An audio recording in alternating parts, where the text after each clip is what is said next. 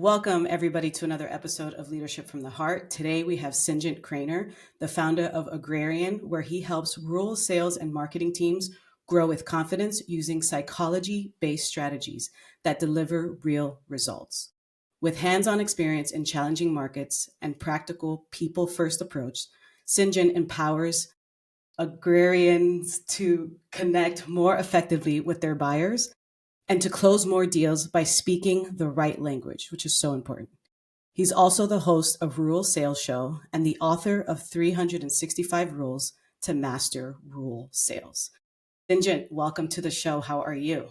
Hi, Romie. I'm good. It's Monday morning here. Your Sunday afternoon in Las Vegas, yeah? Yes, sir. Yes, sir. Good. So, Sinjant, you said that the problem with sales is selling.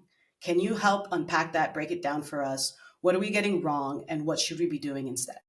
Yeah, cool. Well, the thing is, the more you sell, the less you will sell, right? No one likes to be sold to. And we can get straight into the psych is that humans don't like being told what to do. And it's called reactance theory, right? So no one likes to be told, coerced, pitched, and all that kind of BS. So what we do is we stop selling because the more you try to sell, the less you will sell. You're going to get pushback, resistance, reluctance from your buyers. And instead, you need to make your buyers feel safe because, Remy, when you walk into a store and they ask you the proverbial question, can I help you? What do you say? No. What do you say? No. You shut down. And so it's a big fend, it's a big handoff. And they're just like, no, I don't. And there's a lot going on there psychologically in the buyer's brain when they do that. That's an automatic click and whir response because every salesperson elicits, or particularly the bad ones that we both experience, elicit the law of threat and fear in the amygdala in the back of the brain.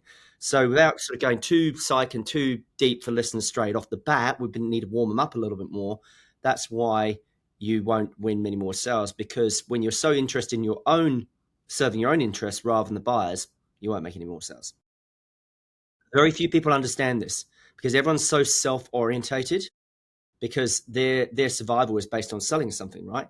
But the problem is selling something serves your needs, not the buyers. So instead of being a seller, you need to actually think about being a buyer's assistant. And a buyer's assistant, the whole job of a buyer's assistant, this is a really important concept for your listeners, which I teach all my students, particularly farmers who are very oversold to, is they don't want to be sold to. They want to make good, accurate, and informed decisions. And so if they have someone that helps them make good, accurate, informed decisions that work in their best interests rather than the salesperson working in their own, they'll make more sales. Yeah, and that kind of goes hand in hand with not selling someone something they don't need, right? Yeah. But sometimes, though, people don't know what they need. Mm. So what you have to do then is you have to ask a lot of questions to help clarify and qualify what is the specific problem that they're trying to solve. So that's just an example of one question, or why are you potentially even looking at this now? And so what would the ideal outcome look like? So there's three questions I've just given you and your listeners straight off the bat there, which is try and understand what is the problem that they're trying to solve? Why are they potentially looking at this now? What's the ideal outcome? What would a good result look like? Why are you looking at this now? And we could go on and on and on and on and on. But what it is we're asking questions to try and clarify and qualify the priority and the urgency or the specific problem. Now, specificity, it's a bit of a word to pronounce, but being specific spits cash, it sells. Being general or generalized repels. Now, those aren't supposed to rhyme like Dr. Zeus, but there is a reason I do it, is that your listeners remember what I'm saying here. Because the thing is, when you meet someone specifically, they are unique. It's highly personal and relevant to them, and you can't just gloss over it like another doctor transacting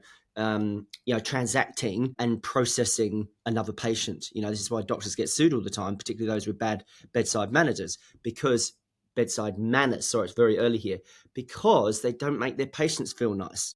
Mm. Patients don't feel nice, and then they don't go well on an operation or surgery or theatre. You guys or anyone will sue them because of the way you made them feel. So it's how you make them feel. So remember, salespeople don't make people feel safe. Buyers assistants make people feel safe. And then when they feel safe, they tell you more. And when they tell you more, you learn more. And when you learn more, you earn more. Yes, it's all supposed to rhyme. Yeah, no, that's really good because as you talked about the doctor, if a doctor had good bedside manners and they made a mistake, you'd be much more forgiving of that, right? 100%. But it's that opening thing, that first impression with the seller, between the seller and the buyer, is like, the worst thing your people can do if they're trying to, like, you know, get their head around sales, go, oh, hi, Romie, I'm not here to sell you anything. That is complete bullshit, because you are trying to sell something. Much Yes. rather than saying, Romie, I would love to sell you something, but I'm not going to sell you something that's not going to meet your needs. Let's work out what it is you want and why you want it. And then we can work out if it makes sense to have another conversation. Is that okay? Great. Do you mind if I ask a few questions first of all? Yes. And then away you go. Yeah, way more open. I felt much better in that question than I did knowing, you're on this webinar, but I'm not going to pitch you at the end. Like, keep it honest, keep it real. And if it's relevant for me, then of course I'll buy, right? Yeah, That's yeah, good. 100%. I mean, the worst thing you can do is lie. And funny enough, if you want to get all psych, you can lie to other people, or worse, lie to yourself, but your brain knows you're lying. And so what does the brain do when it knows you're lying? Now this is a very good question. So what happens is, when you lie to yourself, I think that you cause psychological harm to yourself. So this is what we call a psychological contract. So imagine you're a spirit level, and I don't mean woo-woo spirit level, crystals, Burning Man, or whatever you guys are into. Peace. Is what I'm saying is, it's like a spirit level is the level. A spirit level tries to find. Do you call it a spirit level in the States?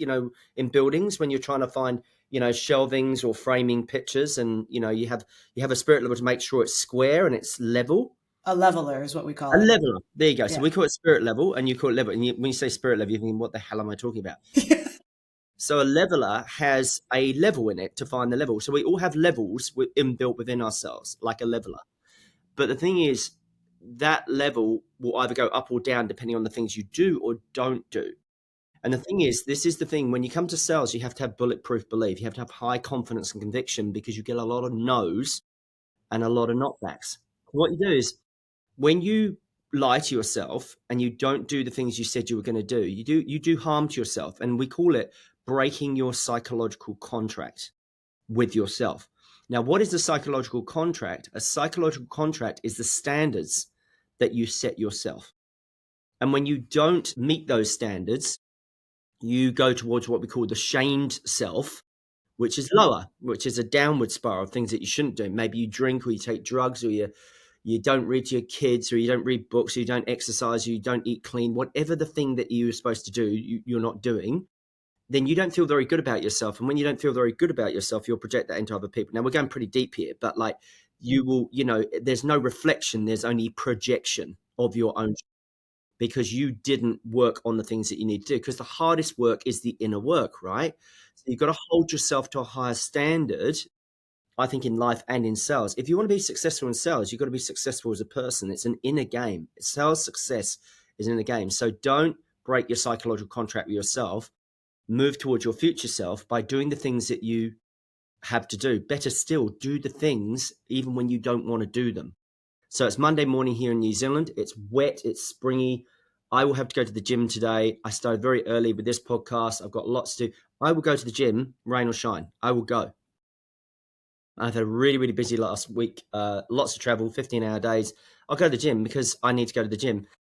If I don't go to the gym, I don't really feel very good about myself. I don't feel really good about myself. I'm not going to be very successful in sales, because I'm not going to show up with that energy that I need to be on the calls and the conversations I have. So Yeah. that's what we call the psychological contract when we lie to ourselves. That was very deep. Hopefully listeners understand it. No, yeah, I love that.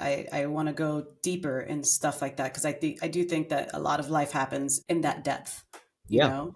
So what would you attest to a salesperson who is successful but a slime ball? Mm. How do you say, or what would you attest to that success? Right. Okay. I would say it's only short term, that success, for starters. Mm, And I also okay. think, because you can, in the States, you can play a numbers game because there's about 300 million of you, right? But I've got like guys in Canada, guys and girls that I teach in Canada, they're all rural reps. They will sell feed, fertilizer, machinery. But I obviously help them understand psychology and get inside farmers' heads and make them feel safe. And buyer safety is a very important concept that we'll talk about maybe. But I think, sorry, answer your question again, Romy, so I can answer it properly. Give it to me again. It, it just was, why are people who do live for a Oh living yes, yes, successful? yes, yes, yes, yes. Well, they're only successful short term, right?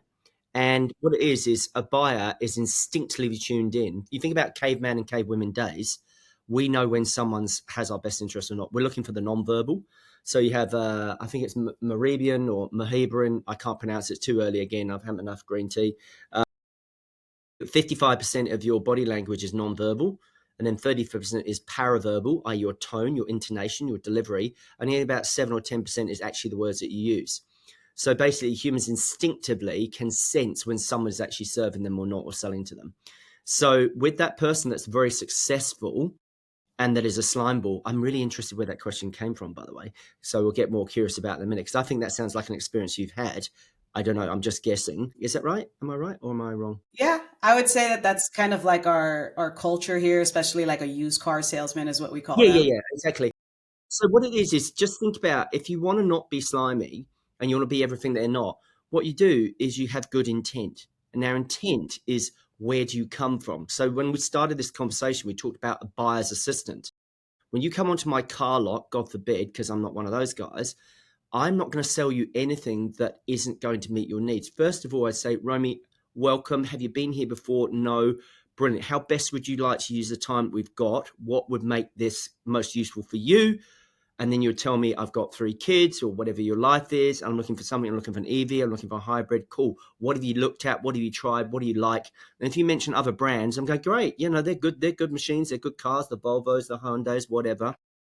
And what brings you to this one? You know, is there, how can we help you here? So I'm immediately, oh, I mean, I don't, I don't want to talk about cars. There's actually very, very good ones, but there's Yeah, also there are. majority very, very bad ones as well. I mean, Joe Get Out or whatever he is, the guys that's got the Guinness Book of Records, and you've got, is it Andy Elliott with his veins that pop out of his head all the time? I've seen him.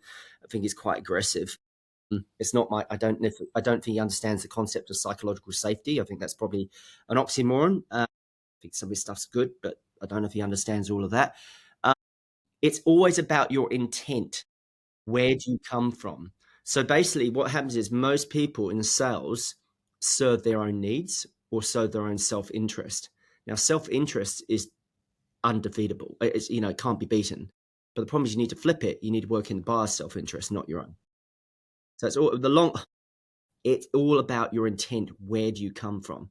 So Yeah. someone that's successful on a slime ball, you can play the numbers game, but usually your reputation usually bites you in the ass after a while. So you've got to think about, uh, how do you want to turn up? How do you want to be as a person? What is your role? I'd rather be a bar's assistant, and then over time, of a period of successful transactions, then elevate to being their trusted advisor, than be a nasty, slimy little sales rep all the time that's just burning numbers and people. Because you can get away with that, but it will bite you in the bum eventually. Yeah, I really like the fact that you said buyer's assistant. I mean, buyer's advisor, because it is true that once you find a good salesperson, they become part of your life. You know, we had a really good car salesman at Volvo that you mentioned. And no matter who's in the family going to get a car, we're just calling Andrew, you know? So Yeah, it is Andrew's very your guy. true. Andrew's our guy. And anyone that needs a Volvo, Andrew's your guy. Well, Volvo's great. I mean, the funny thing with Volvo, their positioning, they had a one-word extra around safety, and safety actually implies quality. So they're very, very clever. I have 2 doctors that live opposite us, and being doctors, they're, you know, particularly focused on safety, and they're in ED and the rest of it, and they got Volvos. So it Yeah. makes a lot of sense, right? Yeah. I keep getting this question. I want to go into the psychology of as a superpower, but I want to first start with like, how did you get here? How did you learn? Where did you start, and where did you extract all this wisdom and become your own framework? Sure. Just by getting curious. I mean, psychology is just curiosity. So basically, I just got curious about human nature. So I've worked for big ad agencies in London, Australia, New Zealand. I worked for big corporates. I went up against a graduate clearinghouse in London, worked with some of the big things like McCann Erickson, Young and Rubicon. And so I think since my uni days, I always had lectures that taught me in psychology and consumer behavior, and they were pretty early on. And they literally came from the agency world, and they were the top agencies in the UK. And I got very fascinated with human behavior, and I just got more and more curious about it. Funny enough, I got more curious about my own behavior first, actually, in terms of me. And then, of course, the more I understood myself, the more I understood others. And the first book I read, probably it would be probably 20 years ago now, because this isn't a fake thing. These are real bookies. I read Robert Cialdini's Influence book. And that was a seminal book for me. And then I started reading Dan Pink, and then I started reading Simon Sinek, and then I started reading Benjamin Hardy. I'm looking at them all here, Cal Newport, etc., and I just had an insatiable thirst and knowledge to get. And I just became a lifelong learner.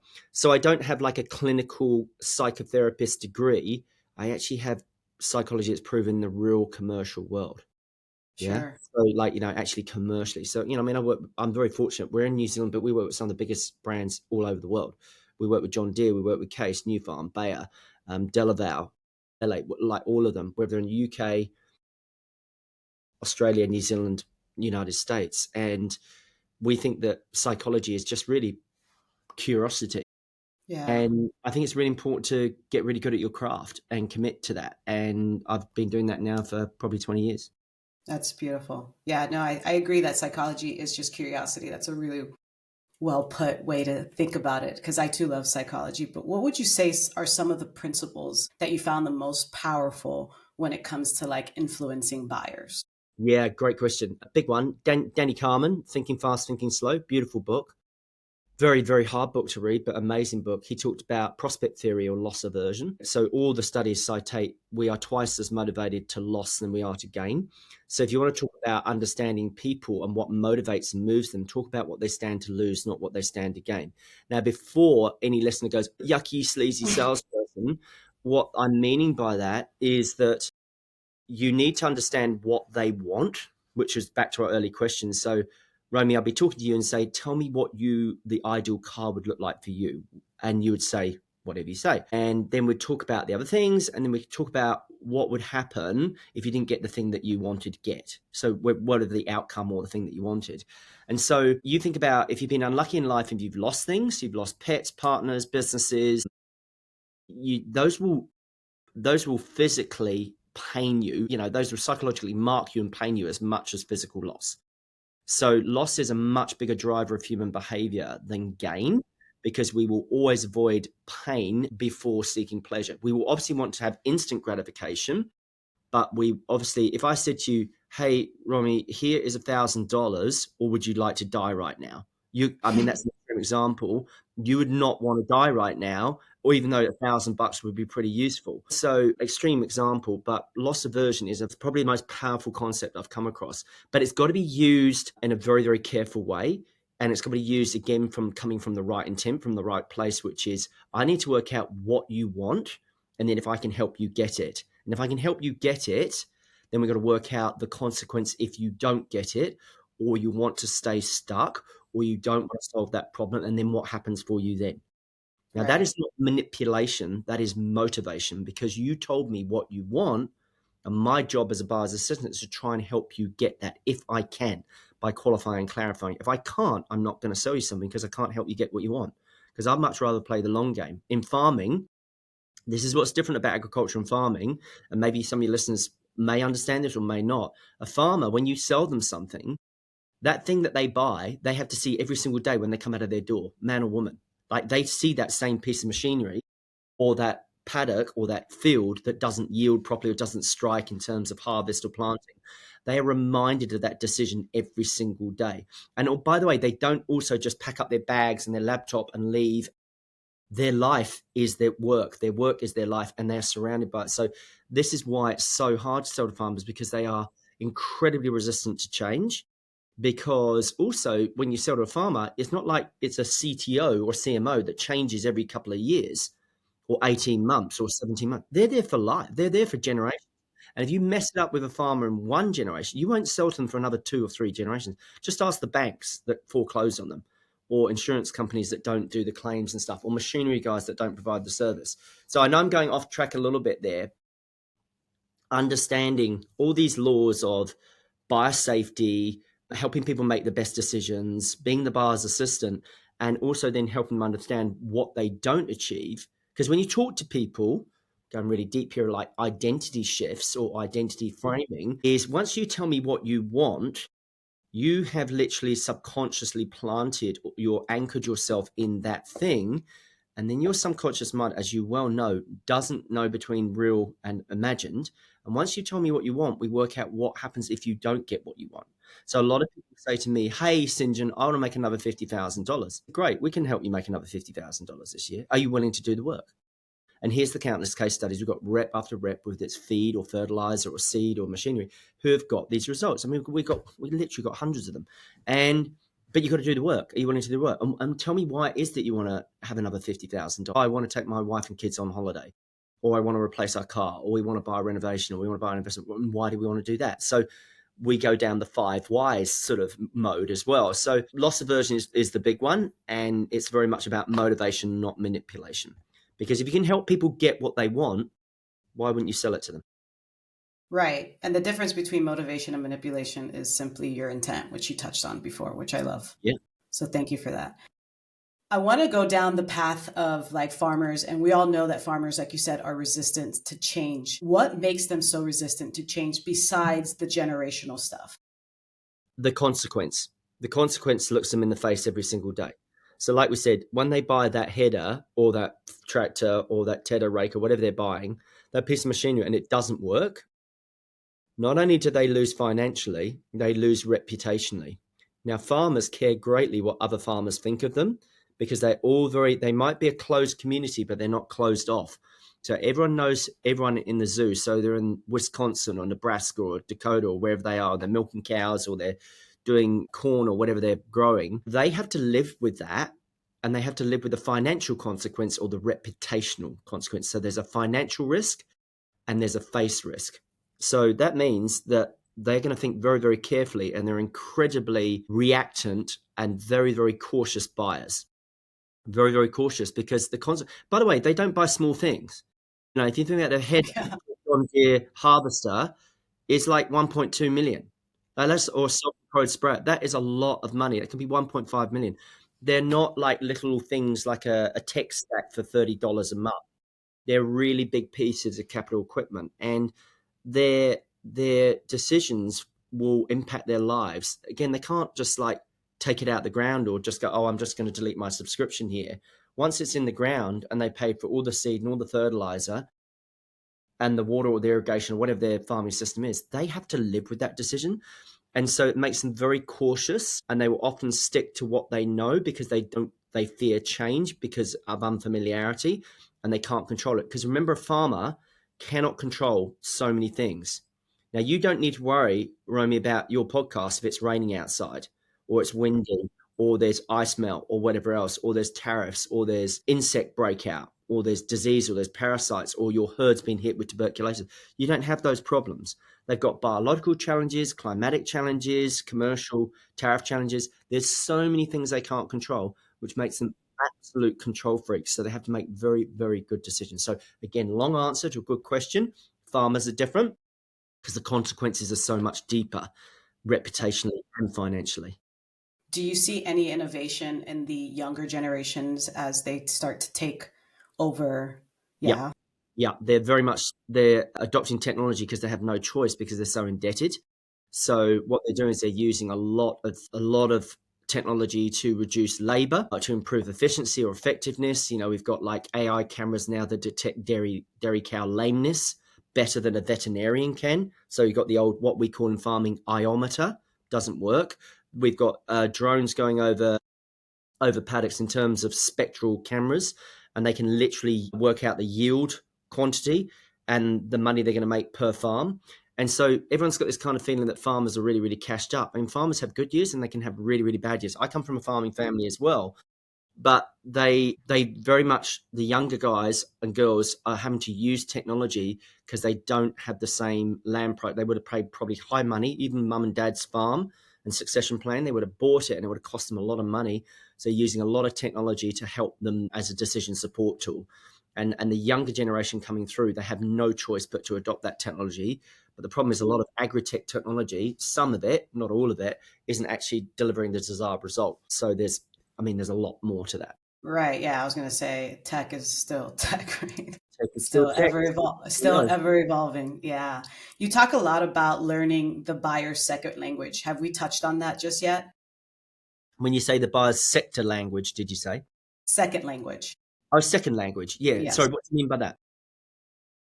Just kind of, So I think you touched on it a little bit, and so I wanted to kind of go down that path about the buyer's going to tell you what they need. And so if salespeople can sort of turn off their objective and turn into what the buyer's actually saying they need, they can actually use that. And so I wanted to kind of go down that path and like unpack that a little bit. So second language kind of really means like, what do they actually really, really want?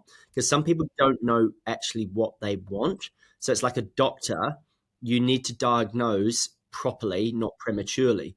Find out why it is that they want the thing they want. Have they truly thought it through? Again, this really comes back to being a buyer's assistant. Again, like if you have a problem and hang up with sales, just be a buyer's assistant because it changes your whole psychology and the dynamic and how you talk. But a buyer's language or secondary language is more around the underlying drivers behind what they're saying. So this is where we get into it. It's like, so when you have an objection or you have a question, behind that question, there's an underlying driver. And that's where the curiosity or the psychology kicks in because you're trying to work out why is it that Romie's asking that particular question? So I can usually work out what your avatar is or your archetype or your persona, whatever you want to call it. And I'm trying to work out. And usually most of the time, the questions, the objections, they are fear-based and they need someone to help navigate them through to help them understand and give them proof and truth that these situations or these choices or options will work. So what you're trying to do is you never take what someone says at face value. You look at what's happening behind the question or behind the objection. And it's what we teach with our students is when someone objects, don't be offended by it or take it as a personal rejection. Lean into it, embrace it, and try and understand why is Romie asking that question. Now, that's the first thing you do to elicit a better response is you stop yourself and you catch yourself. And I go, why is Romie asking me that question? Now, I don't say it out loud because I would sound like I'm mad and you'd lock me up, right? But I say it to myself and go, why is Romie asking me that question? And then I've got a better response. And they're saying, Romie, are you asking that question because you're concerned that you might be the first person that's using this piece of technology? Is that what's concerning you? And then you go, yeah, damn right it is, because I don't want to be the guinea pig and you and beta and it all buggy and it doesn't work. Awesome. So what if I told you that we have 10 other farmers that we've already run as a case study group, and we actually have another 100 farmers who have done this, and you could go and talk to those farmers? Would you like to do that? See what I've done? I've worked out why you're saying what you're saying, because what we're saying is when someone says what they're saying, we need to work out why they're saying it. So it's the why behind the what. So I think that's where we're getting to is like understanding and being curious and truly tuned into the person you're talking to say, why are they saying what they're saying? And that's going to lead to a better conversation because then you're going to actually be able to talk at root cause, not surface, superficial, shallow level. That would be my answer. That's a great answer. That's such a great answer. As you were responding to the objection, my fake objection, I automatically started to feel, again, safer because you took my concern and you gave me examples of how the story that I'm saying may not actually be true. And there are references. And I think that that's where people get lost is once we do get rejected or objected, we kind of just go into our head and now we come back to ourselves instead of leaning into the other person. Now, can I just drop the heavies on your listeners here? It's really Let's interesting. Do do it. you know why people really, really suffer when it comes to rejection in sales? Why do you think it is? I feel that I know for myself that rejection feels like I would say childhood wounds or sort of like I want to say abandonment, but it's not abandonment, it's just not being chosen. Yeah, It's very personal, like you said. yeah, yeah. Very good, really, really good. It's because they've rejected themselves somewhere along the way. So they're hypersensitive to rejection, right? Because they have low self-worth, whether it's socialization, wounded child, all those things that we can talk about in psychology and the scripts and the persona that they ran as coping mechanisms till they're 8 or 12. But basically, the reason why people are so sensitive to rejection is because they've actually rejected themselves. And that triggers, so that judgment is actually a trigger of the thing that they actually feel threatened about themselves. So that's the psychology in it. I don't mind being rejected because I got high levels of self-worth because I've done the work. So if someone says no to me, it's okay because, well, one, we make sure we've got a bloody good marketing machine behind us and we've got lots of leads because I don't want to be in a position of weakness where Romie, you're my only deal of the month. Like, I'm never going to let that happen to me. And you remember also buyers pick up on that confidence too. It's not a flex. It's just like, no, well, we would love to work with you, Romie, but we don't need to work with you. I need to let Right. you, it's really important to let you know that, because we've only got the capacity to work with so many 5 to 7 teams each month. So we would absolutely love to work with you. But if you're not in a position, that's okay. And there's not going to be big pressure, sort of horrible stuff from us. So You know, so let's build on those two things. mm, Let's first deal with rejection. What would you coach if somebody was dealing with rejection in a less than valuable way? yes, I would say in terms of a sales context, the first thing I do, your immunity to rejection is to have so many prospects in your pipeline that you have as many options as your buyer. And so the first law of negotiation is the ability to walk away. So if you don't have enough options as your buyer, then you're in a position of weakness. The second thing is you need to, in terms of the way to have immunity to rejection in sales, is if you've done everything you possibly could in that conversation, in that deal, and you left no stone unturned, you did everything, you did your prep, you're on time, you qualified them, you clarified them, you worked out the buying committee, you established value, you built the business case, all these things that we teach, and you still didn't get the deal, that's not on you. Because Yeah. you know when you've done your best. It's like when you go for a run or you go for an event or you're high rocks, you're CrossFit, whatever you're into. If you didn't leave everything out there and then you get beaten, you know you didn't do enough. You didn't leave it all out there. So as long as you've done everything you possibly could, I always say leave no stone unturned. If you've ticked all the boxes, done the process, because remember the process protects. Surgeons have them, pilots have them, so do salespeople. We have a process that protects us. If you follow the process, you've done everything you could, and they still say no, then your self-worth isn't inflicted, it's not hurt, because you've hold yourself to a high standard, you've implemented and done everything you could, then the no doesn't hurt you. It's like water off a duck's back. You're like, well, I did everything I could. And we've had several situations like that. I still actively sell for a living, and sometimes we get deals, sometimes we don't. We obviously get more deals than we used to because I know what I'm doing. But if we don't get the deal, as long as I've done everything I can, then I don't feel shame because I Hmm. didn't create it, because I didn't create it in myself. So that's why I'm not sensitive to it.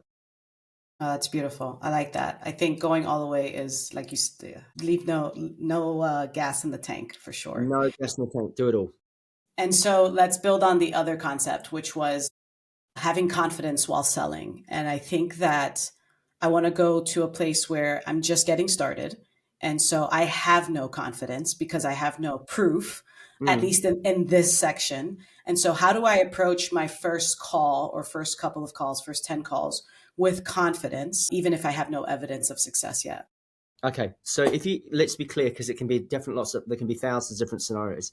Do you work for a company that does have some clients and you're a new rep? Is that the scenario?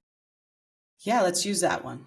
Okay, And then I so want to go to the entrepreneur, but let's start with that yeah, one. yeah. Okay, so if we go to the entrepreneur, let's go to the first one, which is you're working for a company as a new rep. You're repping for them, whatever you're doing, whether it's on the phone or on the road. You will have some client case studies. So I would say to you, Romie, it's St. John here from Rural Sales Success. You won't know us. We've worked with X, Y, and Z, and we've helped them achieve this specific result. Now, not now, because I've called you completely out of the blue, but there's a point, some point, would you be at all even moderately interested in talking about perhaps seeing and qualifying if we can get the same result as we did for them with you? Not now, but when you're ready. So you see how I do it? Now, that's a jump way of doing a cold call, but it's like, I'm just getting straight to the point. We've worked with lots and lots of companies like yours. We've got these results. If you're even moderately interested in maybe finding about that when the time suits, because obviously I've called you completely out of the blue today, please do let me know. If I want to really trigger someone, I just put their competitor's name in the subject line. Why not? You know, Yeah, I mean, you're going to get an you have open rate. nothing to lose. Well, Yeah, you're going to get an open. absolutely. So if I'm talking a case, I just put John Deere in the title. So, and then when it comes to being an entrepreneur, well, that's a big one, because it's like, what are you selling? Who is your ideal client? All this kind of stuff. But the reality is, if I was starting out, the first thing I would do is what I said at the start of this call is I wouldn't sell. The first thing I'd do is I'd ask them for their advice. So I would interview them for insights. I would interview them. I'd not sell to them. And I'd say, hey, Romie, I've got this thing. I don't even know if it's market viable at the moment, but I would love to get your help and advice on it so we can make it the best. And by doing that, perhaps you can help me make it. And obviously I've got to find the right person. But if you are solving a problem that's worth solving and they can see the value in that, you'll probably end up selling it to them. I'll give you an example. So when we run a lot of farming panels, so I do a lot of qualitative research. I've run around over 100 farming panels. And we're there. We're never there to sell to the farmer. We're trying to understand the buyer journey, customer experience, moments of truth, all these kind of things that a good researcher would. And they're going, what is it that you guys sell? And then literally the person that sponsors the panel ends up selling the thing that we were interviewing them about. So the vein you got to tap when it's an entrepreneur is use the curiosity again. Ask them for their advice. Ask people if they can help you, and don't sell to them. And you know what? When you ask someone for their advice, it's extremely flattering, gives them a huge dopamine hit. As long as it's genuine and it's authentic, it's not false flattery, but you ask them genuinely for their advice and you can give me some insight to make that product better, then usually you'll become a customer. Yeah, definitely. So you mentioned a couple of sales coaches already that I have followed in the past. And Oh, you mean so Jeremy Miner as well? Jeremy Miner? Jeremy Miner as well. Yeah. What do you think of Jeremy? What do you think of him? I feel like he has a really good, I bought his book. I feel like he has a really good way of approaching it. It is coming from confidence and sort of being the person that has the ball, like the ball's in their court versus the opposite. So I appreciate that. I would say that it wasn't completely helpful for me because of the outline of the information. And so I wasn't able to, I think, maximize my potential within his course or within his book because it was just all over the place for me. And so I also listened to Elliot. Elliot also is the one that he's going to get me to do the thing, but it feels very intentionless, right? I didn't feel I was being intentional. And so my question was going to be around that. Listen to a lot of sales coaches, and I seem to be aligned more with intentionality. And so instead of quantity, right? So I would say that a lot of salespeople are like, just bang it out, send 1,000 DMs a day. And, it's a numbers game where, recently I found myself very drawn to maybe sending a video clip to 100 people that may take me 3 months, but at least there was intention there. What are your thoughts and what do you recommend? I see you shaking your head already, but where would you go with this? No, I'm shaking my head in In a sorry, good way, yeah. way. I'm nodding my head up and down if listeners can't see me. I really like your concept. That was really, really good. I love that, Remy. You taught me something around intentionality versus quantity. Now, again, at the start of the call, unprompted, I said to you, it comes where you come from. Said, why is it that some sleazy salespeople have success? I said, well, that's only short term, but you've also got to think about intent. So go back to buyer's assistant. If you want to transform your conversations and your dynamics and your interaction with customers, forget your own needs and serve theirs. So I talk about this concept of serve to sell. So what it is it's back to buyer's assistant, it's back to buyer safety, psychological safety is my only job is to not sell you anything, is to help you make good, accurate, and informed decisions. Now, everyone wants to be served and no one wants to be sold to. Now, what Jeremy does really, really well and his team at 7th Level, I follow him. I will buy all my competitors' stuff because I like to know what's happening, or Jeb Blunt at Sales Gravy and all the rest of it. And all the books that I've written. I mean, I've had Todd Capone on, I've had Andy Paul, I've had some of the biggest sales trainers on my own little podcast. Is I take the best of everything and synthesize it. And they've all got different points. But the reality is where are you coming from and what role are you playing? Now, I think Jeremy does a really good job on the intonation and the tone and the paraverbal. He's very, very good at that. And although it's scripted, it doesn't sound scripted because he's using linguistic markers. That's what we call it. And Andy Elliott, he's go hard and he get stuff done and blah, blah, blah, blah, blah. But the thing is, you talked about intentionality and then you talked about confidence. Your confidence comes from your competence. Yes. All right. Your confidence comes from your competence. And where does your competence come from is actually understanding how humans behave and how they make decisions. Mm-hmm. So, for instance, I'll give Chase Hughes a plug here. Do you know who Chase Hughes is? So he's the FBI behavioral profiler. He's been on Diary of a CEO. I literally, I'm being trained, I'm doing some training with him at the moment. I'm going to shout him out. He's incredibly good at understanding and teaching and complementing some of the things I already know is understanding where that person's at, meet that person where they are, and then where they need to go. Now, I'm not saying we're any better than anyone else, but I tell you what, I'm more interested in the person in front of me than the product or service that I sell. That is really Right. important concept to understand. Be more interested in the person in front of you than the product or service you sell, because then you get highly curious about them, and that genuine, sincere intent, you talked about intentionality, to serve comes through the quality of your questions. So for me, it's a human-centered way of selling that is very soft, very nuanced, not hard, very psychological, not in a mind-bendy way, just keeping that buyer safe and helping them make good, accurate, informed decisions. Confidence comes from competence. And if you understand the right things, you'll make more sales because you're highly competent in human psychology, laws of human nature, human decision making. Be more interested in the person in front of you than the product and service you sell. You will make more sales. I guarantee it. That's great.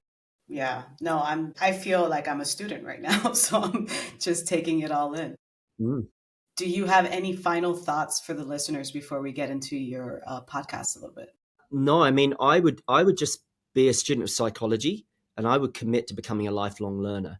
If you are entrepreneurial and you might be really good at product operations or HR or finance or marketing or lead generation or automation, funnels, nurturing, whatever, I think the first thing you got to do is actually understand humans. Because basically you've got to understand your buyer and get inside your buyer's brain. Now really understand what they're about, how they make their decisions, what their fears, what are their threats, what are their ego, their dream, their goals, and meet them where they're at. But I would say the biggest thing is the more curious I've become, curiosity is a superpower because psychology is a superpower. Be very curious about the world and never ever stop learning.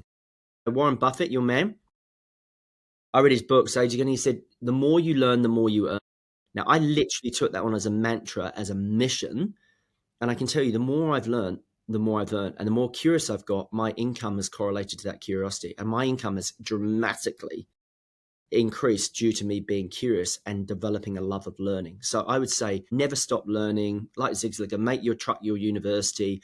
Always be learning. Listen to great podcasts like this. Read the books. Write the books. Create more than you consume.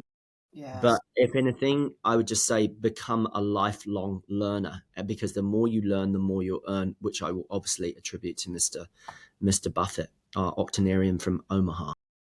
Very much appreciated. Yes, from Omaha. If my listeners were to tune into your show and they could pick one or two episodes that would really paradigm shift them for them, what shows would they choose?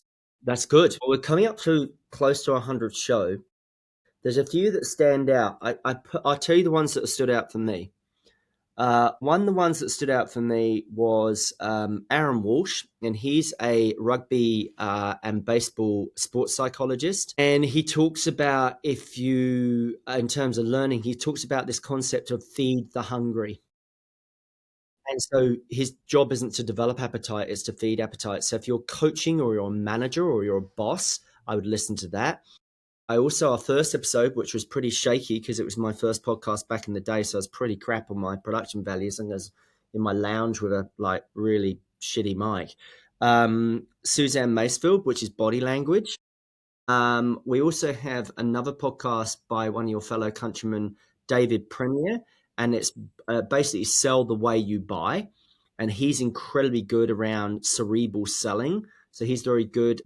We've got Andy Paul, we've had Richard Harris, we've had Todd Capone, like some of your best, some of these guys have sold millions Yeah. of Amazon books. So some of these guys behind me have been on the show. So, I mean, you got to kind of graze on. I've done a podcast on podcasts, all the podcasts I listen to. Like my favorite podcast I listen to is The Knowledge Project by Shane Parrish. I think it's amazing.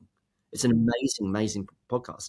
And I listen to Diary of CEO of Stephen Park. He does a great Of job. He's great. course. He does. Yeah. And he's top, top, top. Yeah.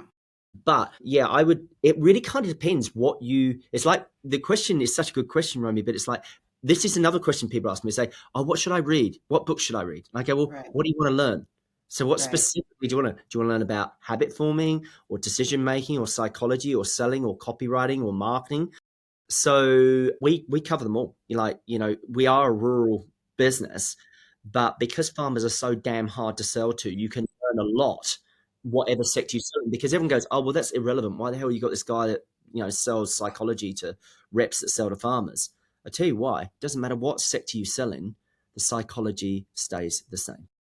100% agree. Yeah, that's why I'm telling people to, like, you should just go listen to the show. I'm sure you're going to grab some nuggets. Just in this episode, I grabbed some things that I'm going to start to adopt in my own business. And I think it's going to be very helpful and also give you a new perspective. And I think for me, I'm taking away caring more about the person regardless if I make the sale or not. I really truly want to enter the connection in a way that I am serving you. And I fully trust in that once we find the connection, if it's there, then something will work out in either way, then it's still a win-win for everybody. And so Can I I give really you appreciate that. one more Yes. thought that does this, that will hopefully be a bit of a nugget for the listeners? I want you to cultivate a discipline of detachment. What I mean by that is I want you to attach yourself to the process more than the outcome.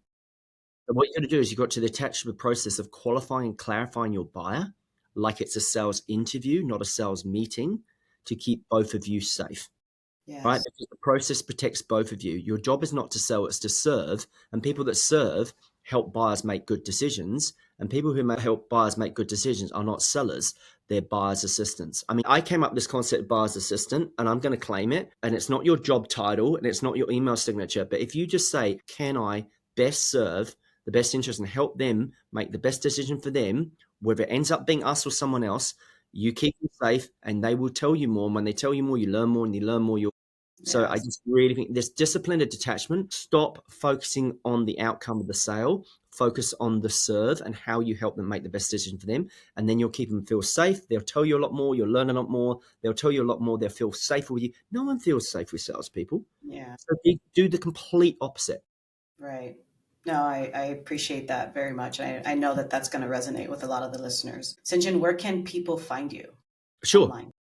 We have a one page which we shout out on great podcasts like this. It's called ruralsalessuccess.com. So Romie and her team will put that in the notes.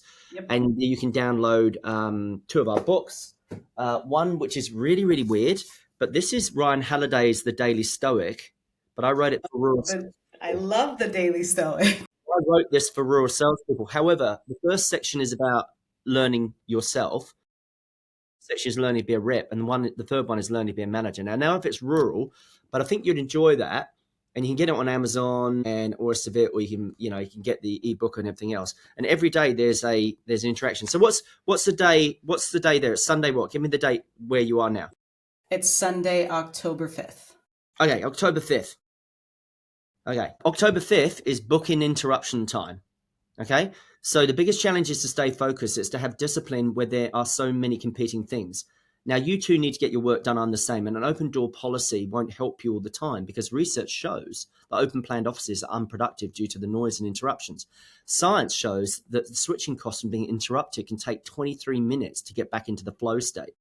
And when you hear them say, can I grab just 5 minutes? You know it never ends up being 5 minutes. And then your whole day disappears. So train your team to book in interruptions in the way you do with your own meetings. You'll get a lot more done that way. Better still, make them take the time to train them and they won't interrupt you as much. So yeah, like every day there's an entry, and I spent about almost, 16 months writing that book. All the quotes, all the emails that I send out every week. So yeah, all the resources there. Download, help yourself. I hope it helps someone. Definitely. And we will have, I want to put your Amazon link in the show notes and also your podcast link along with that one website that you just mentioned. So everything will be in the show notes. Yeah. And I want to thank you. This was, I know we struggled to get here but I'm glad we got here. And we got there. We got here in the end. Well, I was a bit worried for a while. I was like, pulled my ass out of bed really early on Monday morning. I've had really, really busy week, and I was like, where? But we got there, and the technology was playing. We got the gremlins sorted. I hope your listeners have learned something. Yeah, just develop a real sense of curiosity about the people you meet and play that role of buyer's assistant, and you'll go really well. Yes, thank you. Thank you for your time. Thank you for being here. I hope you have an awesome Monday morning and rest of your day. Thank you, Sinjin. Thank you, Romie. Enjoy your Sunday afternoon and evening. Thank you so much. You too.